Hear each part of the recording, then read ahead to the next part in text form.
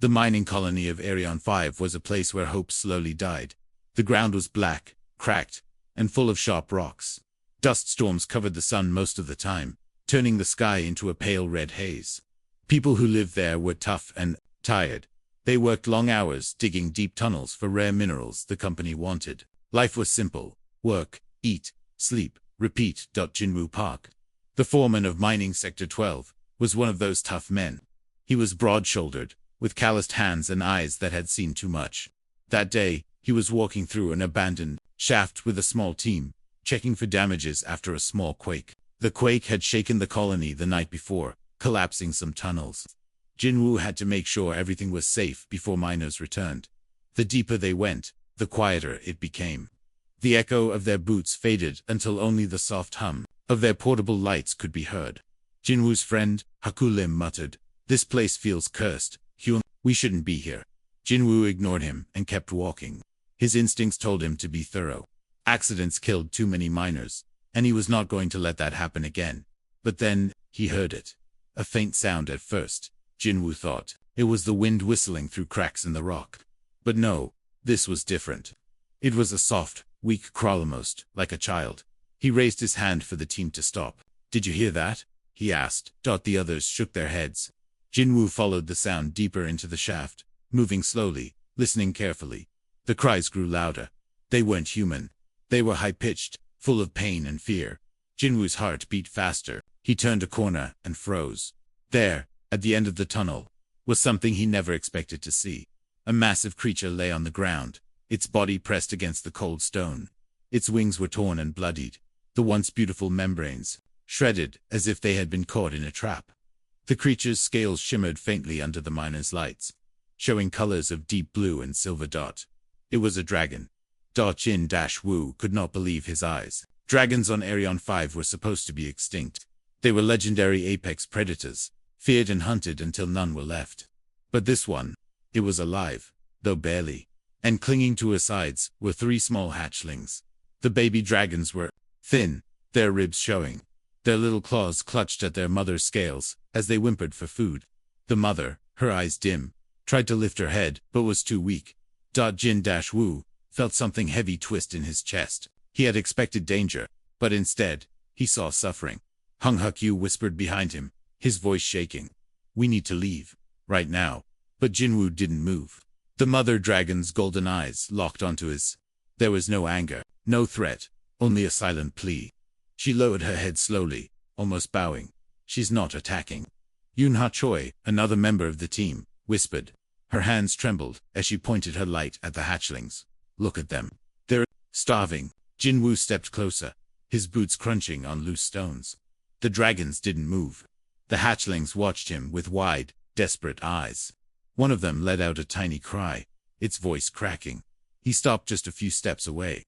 He had never seen such intelligent eyes on a creature before. The mother was begging.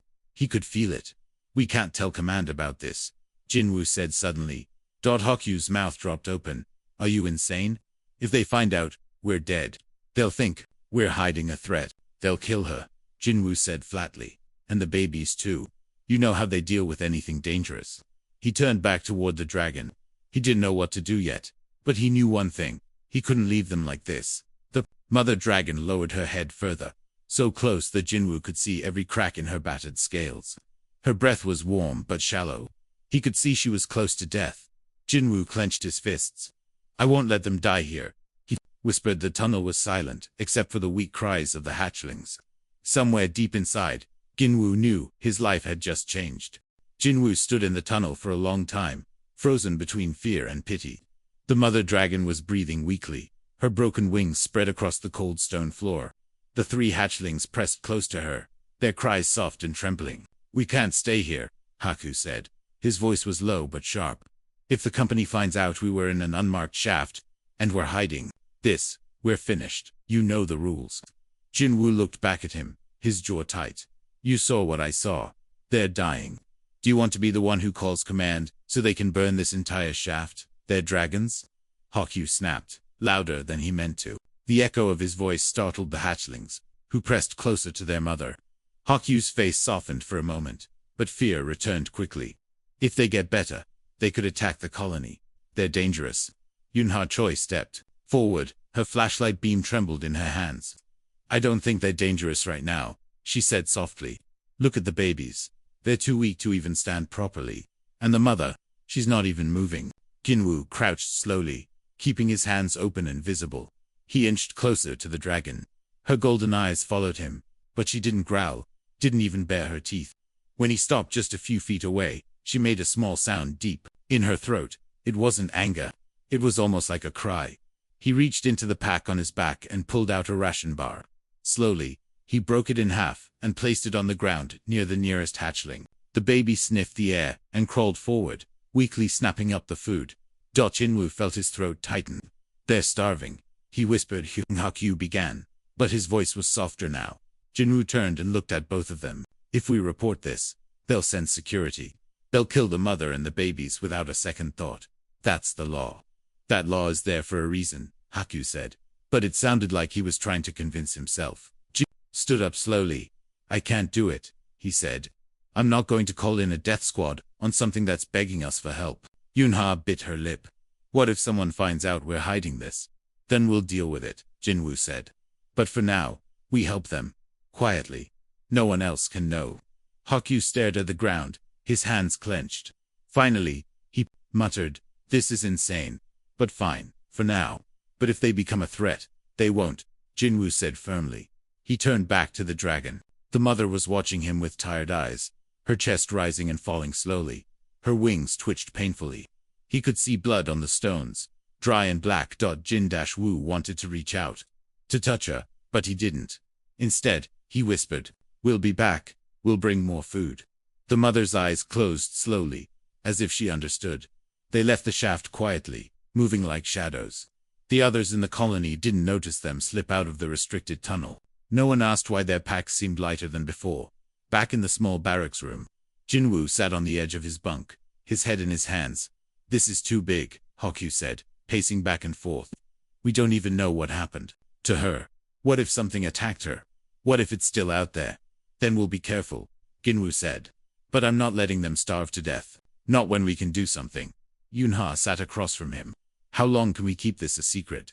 The babies'll grow fast if they survive, and people will notice if we're taking extra food. Jinwoo didn't answer. He didn't have a plan yet. All he knew was that he couldn't abandon them. That night, when everyone else was asleep, Jinwoo crept back into the tunnels with a small pack of food. He found the mother dragon awake, her head low, her golden eyes glowing faintly in the dark. He sat a safe distance away and placed the food on the ground. The hatchlings rushed forward, their tiny claws clicking on the stone. The mother didn't move, only watched. You're safe for now, Jinwoo whispered. But we have to be careful. The dragon blinked slowly, and for a moment, Jinwoo thought she understood, but deep down, he knew this was only the beginning. The next few days were heavy with fear and secrecy. Jinwoo, Yunha, and Hakyu returned to the deep shaft every night, bringing whatever food they could smuggle from the mess hall. Sometimes it was ration bars, sometimes leftover protein stew, carried in small flasks. Each time they entered the tunnel, Jinwoo felt the weight of his choice. If anyone discovered what they were doing, the company would brand them traitors. But every time he saw the hatchlings, his resolve grew stronger. Babies were still weak, but they no longer cried with the same desperate voices. They fought over food now, snapping at one another with tiny teeth. Their mother, still lying close to the ground, allowed Jinwoo to feed them without protest. On the third night, Yunha dared to speak. She's watching you differently, she said softly, as she handed Jinwoo a piece of dried bread. Jinwoo glanced at the dragon. Her golden eyes followed him as he crouched near the hatchlings. She blinked slowly, her gaze calm. She knows we're not here to hurt them, he said. Ha-Q, standing near the tunnel entrance, kept his arms crossed. Or she's waiting until she's strong enough to kill us, he muttered. Jinwoo ignored him. He placed the bread in front of the smallest hatchling. The little one sniffed it, then dragged it clumsily toward its siblings. Jinwoo smiled faintly. I'll call you Era, he said, glancing at the mother. Yunha frowned. Era, it means beautiful one, Jinwoo said simply. The name seemed to fit. Despite her wounds and the dried blood on her wings, the dragon mother had a certain grace. Her scales glimmered faintly even in the dark, reflecting the miner's lights with soft blue and silver. But feeding them came at a cost. By the end of the week, Hakyu was nervous. We can't keep stealing food, he whispered as they left the mess hall with half-full trays. People will notice. Then we'll take less, Ginwu said, though his stomach tightened. EU Unha nodded, but looked worried. Ara's babies are growing. They're eating more each day. What happens when they're too big for us to hide? Ginwu didn't answer. He didn't know. That night, when they returned to the shaft, Ginwu noticed the mother dragon's breathing had become shallow again. Her body was thinner, her wings still useless. He crouched close and whispered, "You need more than food, don't you? You need help." Ara's golden eyes half closed, as if in response. Jinwu examined her torn wings. The membranes had dried and cracked. He knew nothing about dragon biology, but even he could tell the damage was serious. Without medical care, she might never fly again. EU Unha broke the silence. "What are you thinking?" Jinwu hesitated before speaking. "There's a medical bay in the old research wing. It has an auto-surgery chamber. It could fix her." Wings Hokyu's eyes widened. "You're insane. That wing is locked. We'd need clearance and power cells. Do you even know how to use that machine?" "I'll figure it out," Jinwu said firmly. "If she can't fly, she and the babies will die here. Or worse, the company will find them first." Yunha bit her lip. "That's too risky. If they catch us in the research wing, it's over." Jinwu looked at Ara again. "I'd rather take that risk than watch them starve." Hokyu swore under his breath, but didn't argue. They left the shaft with heavy hearts. Ginwu couldn't stop thinking about Era's eyes, the way she watched him as if she understood every word. He remembered the old colony stories, the ones that said dragons were more than animals, that they were intelligent. Maybe even smarter than humans in some ways. Back in the barracks, Yunha sat beside Jinwu on his bunk. "She trusts you," she said quietly. Jinwu nodded. "And I trust her," he said. Hokyu glared at him from across the room. "Trust will get us all killed." But even he couldn't hide the small flicker of pity in his eyes. That night, Ginwu returned alone to the shaft. He didn't bring food this time, only himself. Ara lifted her head slowly as he approached. Her golden eyes glowed softly in the dark. Jinwu sat down near the hatchlings and whispered, "I'll fix this. I'll find a way." The dragon mother stared at him for a long time, then lowered her head to the ground. Ginwu reached out, hesitated, and finally let his fingers brush against her scales. They were cold, but strong. He took a deep breath. "We'll get you out of here," he whispered. The tunnel was silent, except for the soft breathing of the hatchlings. But Jinwu felt the promise settle deep in his chest, and he knew the hardest part was still to come. The next few days felt like walking on thin ice. Jinwu, Yunha, and Hokyu moved through the colony like ghosts, their faces calm, while their hearts beat with fear. They had started gathering supplies from the storage room power cells, old medical tools, and a small plasma cutter to access the locked research wing. Every step carried risk. If anyone noticed the missing items, it would all be over. One night, as they crept through a maintenance tunnel with their stolen supplies, they heard boots behind them. A voice called, "Foreman Park. What are you doing here?" It was Duhayan Quan, the mining inspector. His sharp eyes scanned their packs. "Where are you going with all that equipment?" Hokyu froze. Yunha tried to smile, but it looked weak. "We're just checking old tunnels." Duhayan stepped closer. "Don't lie to me. What are you hiding?" Ginwu stepped forward. "This doesn't concern you," he said firmly. Duhayan's eyes narrowed. "You've been sneaking out every night. People are talking. If I report you to command, you're done." Jinwu knew the inspector wouldn't keep this secret. He could already see the calculation in Duhayan's face. The man was thinking about rewards, promotions, and how valuable it would be to turn them in. "Duhayan," Jinwu said quietly, "if you report this, innocent lives will die." Duhayan's voice turned cold. "Whatever you're hiding, it's a danger. I'll call security right now." He reached for his communicator, but Yunha grabbed his arm. "Wait, please." Duhayan shoved her away and raised the device. "Security. I've found." Jinwu acted on instinct. He lunged forward and knocked the communicator from Duhayan's hand. It clattered across the floor. The inspector shouted, "You'll regret this," and bolted down the tunnel. Hokyu cursed. "He's going to bring them here." Ginwu grabbed the supplies. "Then we move now. No more waiting." They rushed to the deep shaft, their footsteps echoing in the dark. The moment Era and her hatchlings saw them, they stirred nervously. Jinwu knelt beside the dragon mother. "We have to get you out," he whispered. Now, with the plasma cutter, he sliced through the locked door of the old research wing. The auto-surgery chamber hummed faintly in the corner. Its glass shell covered in dust. Hokyu wiped sweat from his forehead. We don't even know if it still works. It has to, Jinwoo said. Together, they guided Ara into the chamber. The dragon's massive body barely fit. The hatchlings cried as the glass shell closed, separating them from their mother.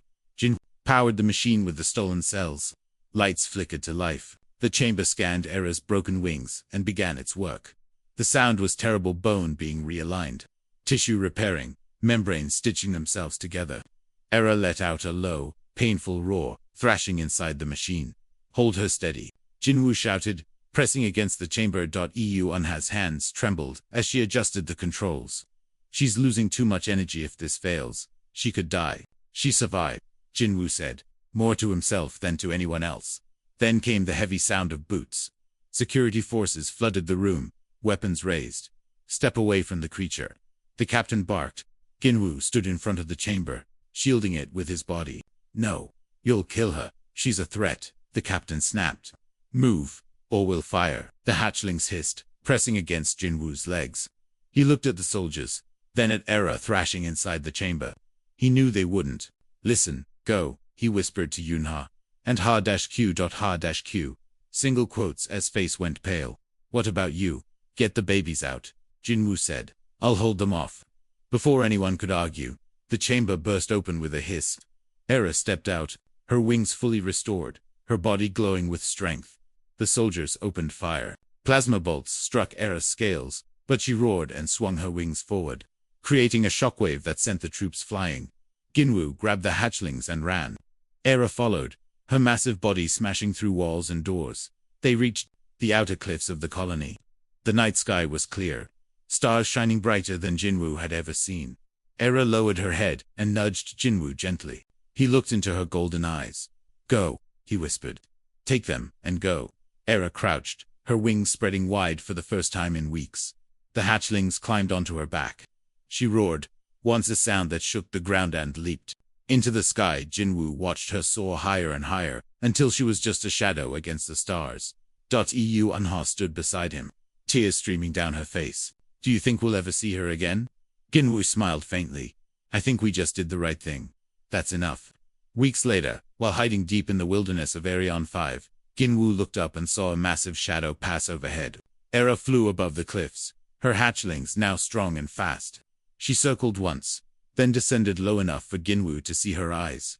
For a brief moment, Ara bowed her great head toward him in silent thanks, before vanishing into the endless sky. Jinwoo stood quietly, feeling the weight of all that had happened. Go live free, he whispered. Live for all of us. And for the first time in years, Jinwoo felt hope.